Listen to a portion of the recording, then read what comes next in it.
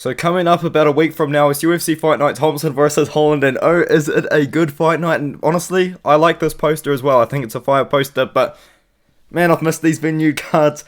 These venue cards, the cards where they put on venues, they have to sell out a venue, they have to make a card good enough to sell out a venue. Man, I missed them because they're so good, and they're just so much better than Apex cards. But let's just get straight into the fights, let's not waste too much time. I've got a new overlay coming soon, by the way, so you might see a little bit of changes on the channel, but aside from that, let's go. Yasmine Uruguay taking on Stella Nunez. You've just got to go with Yasmine Uruguay here. She's a very good striker. She is pretty well rounded as well. She does have decent grappling if she needs to use it. And potentially she might need to use it against Stella Nunez. Stella Nunez, she's okay. Like, she's not a joke on the feet. She's a very good striker. She looked really good on the feet against Sam Hughes in the first round. That is Sam Hughes, but she had quite a bit of her lack of grappling and her lack of cardio was exploited by Sam Hughes there, and Sam Hughes got it done. I feel like Yasmine Uruguay is going to be able to work the cardio of Stella Nunez. Maybe Stella Nunez wins the first round on the feet because her striking is legitimately good. I know she's got a professional Muay Thai and professional kickboxing background there. But I think Yasmine Uruguay is just that prospect that they're trying to build up. Stella Nunez, she's not a bum, but Uruguay really should win this one here. If she doesn't get it done on the feet, she can definitely get it done on the ground. So give me Uruguay to win this one here. This next one here, this is a tough one. You got Francis Marshall taking on Marcelo Rojo, and Francis Marshall is a -180 favorite. Marcelo Rojo is +150. And as soon as this fight was announced, I thought this is too big of a step up in competition for Francis Marshall. Now, let me explain this to you guys. Francis Marshall here, he's 6-0 as a professional, and he went undefeated as an amateur as well. And he's dominated the opponents that he's fought. But you've got to look at the level of competition that he's fought. Apart from his debut, he fought a debuting guy, 3-2, 24-30, 7-6, and Conor Matthews, who was 5-0, was his best win on the Contender Series. But look at the level of competition that Conor Matthews has been fighting. All guys with losing records except for one guy. Like, this guy just has not fought decent levels of competition. He's got no real experience against decent competition as well. And in my opinion, that really showed in the Conor Matthews fight. I actually did pick Francis Marshall in that matchup there. Not many people did. I lied to you guys, 75% of people did. But I remember a lot of people on YouTube were picking Conor Matthews. But, yeah, he looked good. He dominated Conor Matthews to a decision. But, man, there were so many opportunities there where he could have finished the fight. At the end of it, Conor Matthews was just a guy that was waiting to be finished, and Francis Marshall was never able to capitalize on that. And I really think that just comes down to having a lack of experience against decent levels of competition. That's a real thing. And Marcelo Rojo, what does he have? Experience against decent levels of competition. I heavily despise picking guys based on experience, and it's not something I'll ever do. But when it comes down to experience against good competition, it is something that I do factor in. And I do think that Marcelo Rojo is going to win this one here, man. I think that this is just a step up in competition for Francis Marshall. And it's a big step up in competition. Marcelo Rojo is 0-2 in UFC. He has not had a good UFC run whatsoever. In fact, he's actually looked really bad in his 2 fights. But the 2 guys that he fought were Charles Jourdain and Kyler Phillips. 2 guys that are like top 15 in their weight classes. And that's 2 different weight classes he's fighting in. He's moving up to 145 for this matchup, taking on Francis Marshall in his debut. I'm not sold on Francis Marshall yet. If he can get past Marcelo Rojo, then I will be. But man, like, I'm just watching his Dana White's Contender Series fight, and I'm just seeing weird decisions being made. If he doesn't get it the fight finished, I think that Marcelo Rojo might be able to squeak something out here and maybe get a finish of himself of his own. I like the grappling of Rojo as well if it needs to go there. I know Marshall does have good wrestling and good striking and power in the hands, but it's just this level of competition that this guy's been fighting, man. I am a little bit worried going into this one, so that's why I'm actually going to go with the underdog and Marcelo Rojo. I'm just not sold on Francis Marshall's skill set. I picked him to win his Dana White's Contender Series fight, but I am going to be going to Rojo to win this one here and upset the debut. Natan Levy taking on Genaro Valdez. Genaro Valdez, man, he's 10-1. He come into the UFC at 10-0 after Dana White's Contender Series, but Patrick White might have the most padded record of all time. And before that, he was actually fighting somewhat decent levels of competition, but this guy, man, I just don't think he's going to be able to beat Natan Levy. He got beaten up really badly by Matt Frivola. Matt Frivola beat him up real bad. Natan Levy is a karate striker. He does have a little bit of grappling as well if he needs to lean on it. He did lose to Rafa Garcia, but Rafa Garcia has proven to be a pretty good fighter. He beat Mike Breeden. I think he should be able to beat Genaro Valdez in this one here. Genaro Valdez just isn't a guy that has proven himself to be ready for the UFC, and you could say that win over Patrick White's a good one. But look at the guys that Patrick White has fought again. lack of experience against decent competition, and I just think Natan Levy is just slightly better, man. I think he should be able to win a decision, keep it on the feet, keep Gennaro Valdez at bay, and Natan Levy should have a pretty good striking showcase in this one here. Tracy Cortez taking on Amanda Ribas. I am going with Amanda Ribas. I'm not sold on Tracy Cortez, but the thing is, I don't mind the Tracy Cortez pick either. Amanda Ribas, she last lost to Caitlin Chookagian in a fight you could potentially argue she won, and we all know how good Caitlin Chookagian is. She is the number one contender. Well, she lost to Mina Fiorot, so she's not the number one contender anymore, but she was. She beat Verona Jandarova, which is a good win. Lost to Marina Rodriguez, which isn't something to be too shamed about. One thing about Ribas, though, she's not the most active fighter in the world. She hasn't fought for about 6 months, and before that, she took another 6 months off. But I think that Ribas should be able to beat Tracy Cortez here. Cortez has a really good win over Melissa Gatto, but in that fight, Melissa Gatto was making really bad decisions. She was just staying on the bottom and just letting Cortez win by staying on top for pretty much the whole fight, and Melissa Gatto was just accepting it. She beat Justine Kish by split decision, which hasn't aged that well. I mean, a win over Stephanie Egger is a good win, but we're talking 2 years ago. Another fighter that's not too active, Tracy Cortez. But man, I think Ribas should win this one here. She's definitely the much better striker. I like her grappling as well if it comes down to it. Hopefully she is smart enough to not stay on the bottom of Cortez. Cortez is a wrestler, and she's a pretty good grappler as well, but for the most part, that's really all she brings to the game. Darren Elkins taking on Jonathan Pearce. They're really trying to build up Jonathan Pearce with this one, in my opinion. I know Darren Elkins is on a pretty good run right now. He beat Tristan Connolly, but he lost to Cub Swanson. That was a pretty bad look for him, unfortunately. He got knocked out by a spinning kick. Beat Derek Minna and Eduardo Gregori. But JSP, man, this guy's just a really good grappler. He's another level of grappler. He beat Marquana Americani by ground and pound. He had a competitive grappling fight with Christian Rodriguez, but Rodriguez is a pretty good grappler himself. He submitted Omar Morales pretty quickly. Beat Kaikat Marker III, who's now in Bellator. You know, Jonathan Pearce, he's big for 145 as well. He's 6 foot with a 71-inch reach. So is Darren Elkins. He's a pretty big guy too. But the grappling of JSP is going to be too much for Darren Elkins, in my opinion. I think he's going to take him down, ground and pound him out, or find a submission. So give me JSP by finish, some way on the ground. Michael Johnson taking on Mark Diakase. Mark Diakase, he was a Muay Thai striker. He was a very exciting fighter, and he was much watched TV. But then he lost a couple of fights in a row, or he lost one fight against Rafael Fiziev, and just completely changed his game plan. He shot for a takedown on Alves, got submitted by a guillotine, and since then, used his wrestling against Borshev to a pretty boring decision, used his wrestling against Hadžević to a pretty boring decision. Can he out-wrestle Michael Johnson, though? And that's a good question, because Michael Johnson, he actually could be a pretty live underdog pick here. We are talking about someone that dropped Jamie Malarkey in their fight. Maybe Michael Johnson still got the power in the hands to knock down, or maybe knock out Mark Diakase. Mark Diakase, we've seen levels in this guy's wrestling. He's getting better and better as a wrestler, but we also know that Michael Johnson's a really good wrestler as well. I am going with Mark Diakase to win by decision. I would be surprised if he goes out there and just out-wrestles Michael Johnson for 3 rounds. It would be very interesting to see if that happens. But I'm going to go with Mark Diakase by decision. But I think it's going to be a mix of his Muay Thai skill set and his wrestling as well. I don't think he's just going to go out there and out-wrestle Michael Johnson. And even then, Michael Johnson as an underdog pick, I mean, if someone told me they were picking MJ as an underdog, I wouldn't cry about it, man. This guy's still got power in the hands. Arguably beat Jamie Malarkey. He knocked down Jamie Malarkey at one point. I think Malarkey knocked him down as well. It was a pretty good fight. Mark Diakase, good grappler, man. He's also a good striker. This guy's completely changed his game plan. He was a striker, now he's a wrestler. But I think they should be able to beat Michael Johnson and get past him. Clay Guida versus Scott Holtzman. As soon as this fight was announced, the first thing I actually thought was, man, Scott Holtzman is still in the UFC. And Scott Holtzman is still in the UFC, by the way. He was on a 2-fight losing streak, but he hadn't fought for a year and a half. And the guys that this guy has actually lost to, man, is Mateusz Gamrot, Beneil Dariush. Like, we're talking about top 5, top 10 guys. He beat Jim Miller almost 3 years ago. Don Juan Ma a bit over 3 years ago now. And lost to Nick Lentz over almost 4 years ago. This guy's taken a long time off. He's 39 years old. Clay Guida's almost 41 years old, but he's got that wrestling in the back pocket. And he's an underdog here. I don't mind Clay Guida as the underdog in this one here. I think that he might be able to beat Scott Holtzman in this matchup here.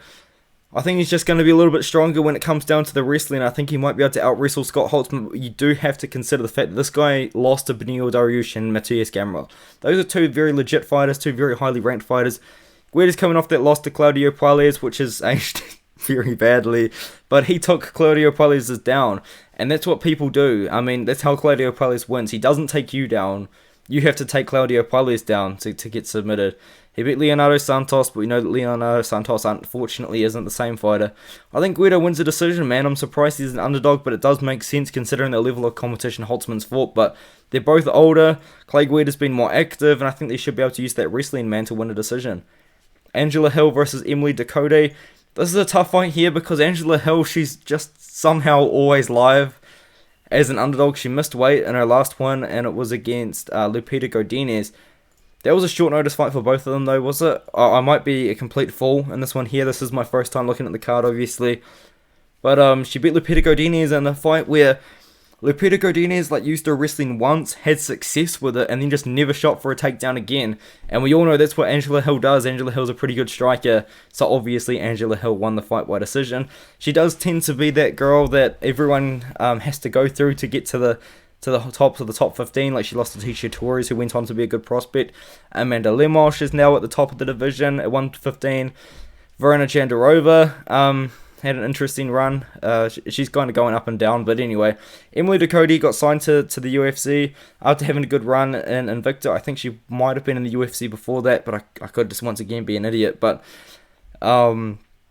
yeah, she beat Jessica Penny in the debut, completely chopped up the legs, and looked really good on the feet, but I think she's going to have to mix it up against Angela Hill if she wants to win this one here. And we do know that Emily Dakota's got power on the hand. She could maybe get a KO, but Angela Hill's not going to be the easiest person to KO. The fight probably goes the distance. It's just who do you think's going to win the decision? I think Angela Hill, if the fight stays on the feet for the whole fight, she's going to win the decision, but I'm going to pick Dakota to mix it up at least a little bit and maybe implement some clinching game and just try and out-muscle Angela Hill, who is going to be, I was going to say she's moving up in weight class. No, this is still a 115-pound fight. She's going to be bigger, Emily Dakota. She's shorter, but she's going to be stronger than Hill. So it'll be interesting fight, not a confident pick, but I think that Emily Dakota should win. Nico Price versus Philip Rowe is such an interesting fight because Philip Rowe, I feel like he's just kind of come out of nowhere. You know what I mean? This guy, he got signed to the UFC off Dana White's Contender Series, and then he lost after about a year and a half off to Gabe Green, and then he knocked out Orion Kosuke, and then he come back a few months later, knocked out Jason Witt, and he's kind of been on everyone's radar, in my opinion. He's been popping up on Twitter all the time. He's very active with his fans, very active on social media, and someone that's easy to follow. But he's fighting Nico Price. Nico Price, he doesn't win every fight, but he's super entertaining. And this guy is he's just a good draw. He's a guy that you want to put at the top of the prelims of every pay-per-view card, in my opinion, because he's going to make an exciting fight, and he's going to sell the pay-per-view to people. He's on the fight night, and he's at the top of the prelims of the fight night, which is okay. Yeah, Nico Price, a very exciting fighter, coming off a win over Alex Oliveira, but before they did lose to Mikhail Pereira in that weird fight where Mikhail Pereira actually kicked him in the head, technically kicked him in the head as a grounded opponent with that backflip, but it was never recorded anyway. The draw to Donald Cerrone as well 2 years ago isn't the best luck. This guy's not fighting often at all. Where has Nico Price been? I didn't realise it's been over a year. This guy's just so exciting that he's so memorable. Philip Rowe's such a nice striker, man. He's got a good reach advantage, but Nico Price can mix it up. He can mix it up with the grappling. I like Nico Price to win the fight here. I'm going to look into this one more though. I'm not that confident, so I'm going to move on here. Eric Anders taking on Kyle Dalkhouse. Why can't it let me click through? I'm going to be going with Kyle Dalkhouse here, but I think one thing that we have learned is that maybe both of the Dalkhouse brothers aren't as good as we thought that they once were.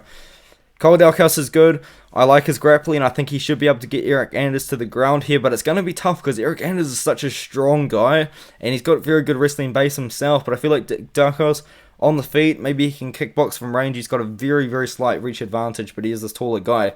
And I think maybe if he can get the fight to the ground, he can get a submission, man. Kyle Dalkhouse, he's known for his jiu-jitsu. He's known for his Das chokes because he's called the Das Knight. But, yeah, we saw him get knocked out by Roman Dolidze, but that's just what Roman Dolidze is doing, man. He's stealing your wife and knocking you out. So, poor, man, JP, I just feel so bad for JP Bays, man. My heart goes out to that, man. He beat Jamie Pickett by submission by Das choke, which is cool, but Jamie Pickett's kind of another one of those guys we just go through as a prospect. Was looking good against Kevin Holland on the feet. Lost to Phil Hawes, but Phil Hawes is decent as well. The thing is, Kyle Dalkhouse, man, he's a prospect, but I don't know if he's the prospect to watch at middleweight right now, but I think he should be able to get past Eric Anders. He's a very strong guy as Anders, but I think that Dalkhouse is going to submit him at some point in this fight. Now, Jack Hermansson taking on Roman Dolidze. Speaking of Roman Dolidze, we've got Jack Hermansson taking him on here.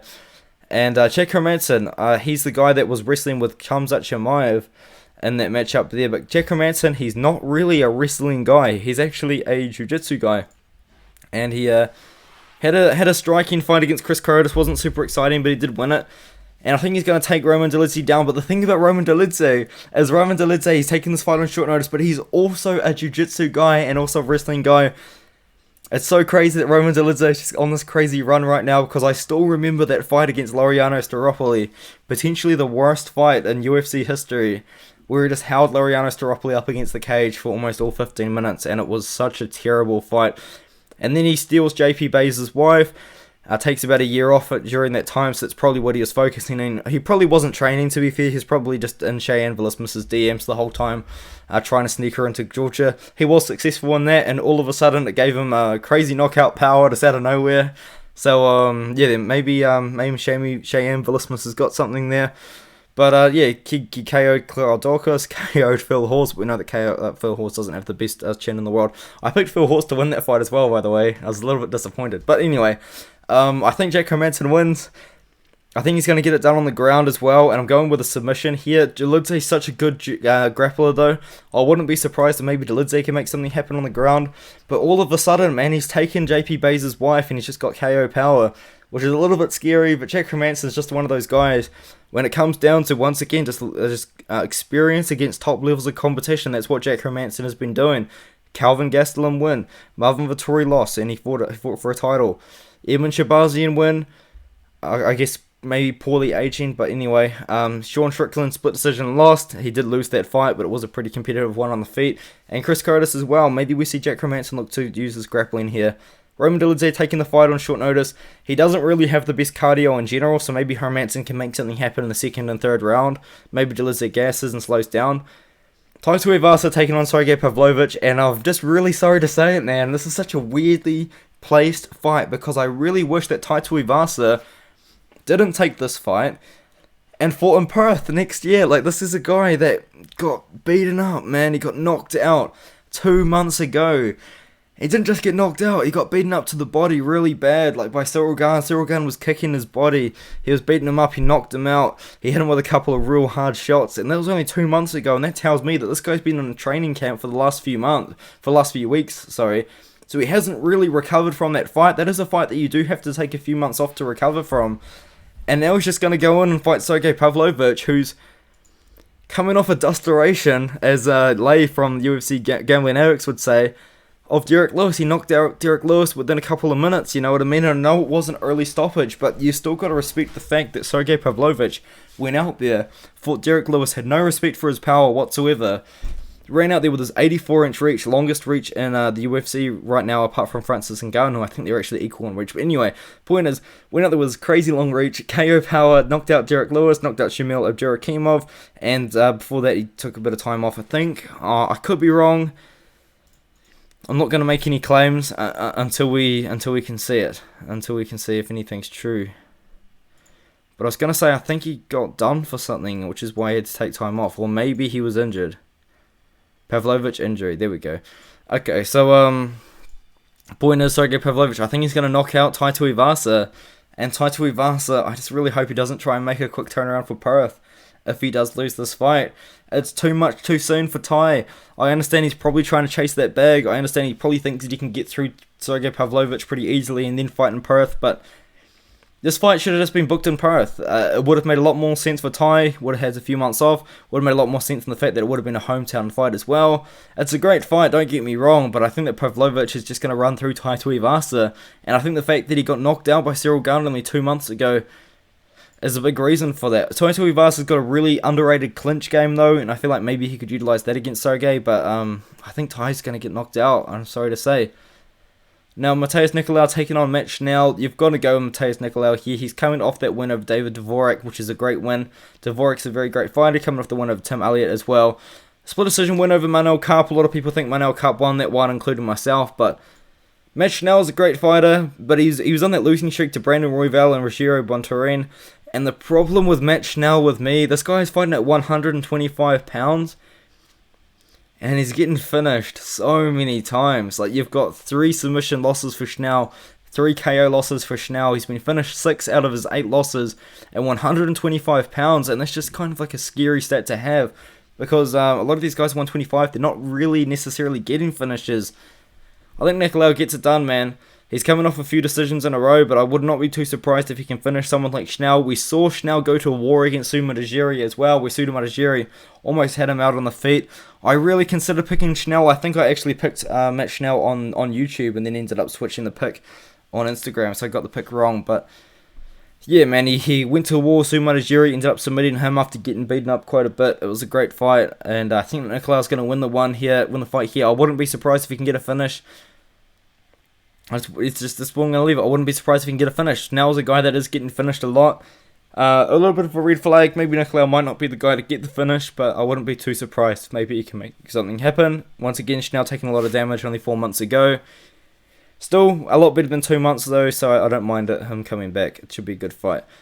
Now, RDA taking on Bryan Barberena, and I don't really know what it is about Bryan Barberena that just gives him these legend fights. Like, he's fighting Robbie Lawler, Matt Brown, and before that he was fighting Darian Weeks, and Darian Weeks took that fight on 2 weeks' notice, and in my opinion, Darian Weeks won that fight. But anyway, he also lost to Jason White. Like, Bryan Barberena, in my opinion, is just... I'm just not the biggest fan of him, man. Like, I just think he's a little bit overrated. Like, of course he beat Robbie Lawler. It's Robbie Lawler. Matt Brown, of course he beat Matt Brown. Like, it's Matt Brown at this point in his career. Like, he's beaten 40-year-olds in his last few fights, you know. Like, everyone talks about Jake Paul. Look at Bryan Barberena. He fought 40-year-old Robbie Lawler and 40-year-old Matt Brown. But, and in my opinion, lost to Darian Weeks, man. Darian Weeks took him down, got quite a bit of control to him, and outlanded him on the feet. But, anyways, RDA, it's Rafael dos Anjos, man. He's literally coming off the win of a Renato Moicano, which is aged super well. I know Renato Moicano took that fight in like 5 days' notice, but he's coming off the loss to Rafael Fiziev. Once again, a really quick turnaround off a KO loss. Got KO'd in the 5th round, but he was looking pretty good in that matchup. He's moving up to 170 to fight Bryan Barberena. This is a massive step down in competition for someone like RDA. Bryan Barberena is a pretty big volume striker. He throws a lot on the feet and does throw with power.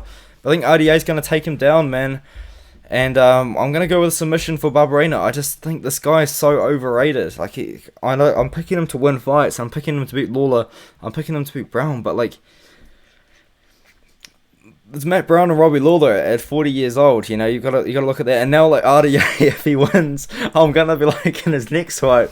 Oh, he beat RDA, but RDA's 40 years old and a lightweight. But anyway, I think RDA should win that fight, man. Stephen Thompson taking on Kevin Holland. This is a very close matchup for the reasons that if it takes place on the feet, which I am expecting it to, it's going to be a very close fight in my opinion. It's going to be an interesting one. You know, Stephen Thompson is on 2-fight losing streak, but to Bilal Muhammad and Gilbert Burns, 2 grapplers and 2 wrestlers that were trying to finish him off, and he just showed really good grappling defense in those 2 fights, especially against Gilbert Burns, who was really trying to submit him in that one. But Kevin Holland took the short notice fight against Khamzat Chimaev. I think he was meant to fight Daniel Rodriguez. He's had a very successful run at 170 so far. It's just kind of like a weird fight though. Like Kevin Holland, he fought 2 unranked guys, and now all of a sudden he's fighting Stephen Thompson, who's in the top 10. But yeah, I think Kevin Holland, I think he should be able to beat Stephen Thompson here. I think youth on his side is a very big advantage. On the feet though, technically Stephen Thompson is the better striker. We all kind of know that, but I think when it comes down to it, Holland's just the younger guy. I think he's going to be faster. Actually, no, maybe not.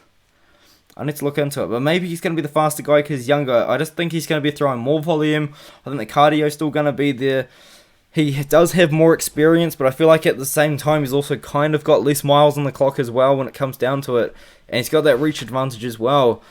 I don't think he KOs Stephen Thompson, but I think he's going to win at least 3 rounds on the feet as well. They're both saying, though, that it's going to be a stand-up fight, where I would think that Holland would have the best advantage on the ground, maybe going for a couple of takedowns, but he's been saying in the media and saying to Stephen Thompson he's not going to take him down, so it's going to be very interesting to see what happens, but it's a good fight. Holland's obviously a favourite in the fans' eyes, and I think he's going to get a big cheer, but when it comes down to it, I do get a little bit nervous for this fight because we are talking about Kevin Holland, who had a great run at middleweight. you know, and had that unfortunate incident with Cole Dalkhouse and then decided to go back down to 170. Then he fought Alex Oliveira, looked pretty good in that fight. Fought Tim Means, looks pretty good in that fight. And then jumped all the way up to Khamzat Chimaev on short notice. Didn't take really any damage whatsoever. And now he's fighting Stephen Thompson. That's a big jump up in competition from Tim Means and Alex Oliveira, you know what I mean? But yeah, give me Kevin Holland to win this one. Interesting fight, interesting step up in the rankings for Holland, but I guess he's a big name and the UFC's trying to capitalize on that. I'll leave it there, 25-minute video. It's probably a lot longer than I want it to be, but hopefully you enjoyed it, and I'll see you in the next one.